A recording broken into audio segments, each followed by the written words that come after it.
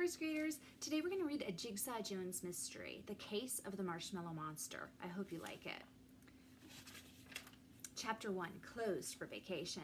I hung a sign on my treehouse. It read, Closed for Vacation. If someone needed a detective, they'd be out of luck.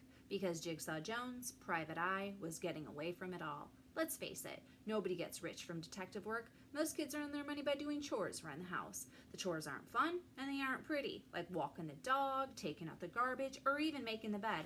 I mean, why bother making the bed? You're just going to unmake it later on. That's why I became a detective. For $1 a day, I make problems go away. It's good work. It's honest. You meet interesting people, and you never have to fold sheets. But like I said, I needed a break. Too bad I wasn't going to get one. I guess there's always somebody who needs a detective, even on camping trips.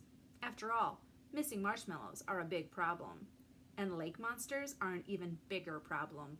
Yeesh. It started on the first day of our 3rd annual neighborhood camping trip. Every summer, a group of fathers organizes it. This year, we were going to Enchanted Lake State Campgrounds. My dad said it would be our best trip ever. 23 kids were going, both boys and girls. We'd hike, swim, and play flashlight tag. We'd build roaring fires and sleep in tents. We'd toast marshmallows and eat s'mores until our stomachs hurt. S'mores are a sandwich made of graham crackers, a melted marshmallow, and a piece of chocolate. Everyone wants to eat some more. That's why we call them s'mores. Best of all, Shirley Hitchcock's dad always told us spooky stories around the campfire. He scared us silly, then sent us off to bed. It was fun to lie awake under the stars listening for creepy sounds in the night. Ooh, creak, squish, squish, squish. Deep down, we knew that Mr. Hitchcock's stories weren't true. There were no such thing as forest monsters and boogeyman and killer porcupines, right? Toot toot! I heard my dad sound the car horn. It was time to leave. I raced to the front of the house. We all piled into the minivan. Mr. Jordan sat beside my dad in the front passenger seat. I sat squished between Joey Pignatano and Ralphie Jordan.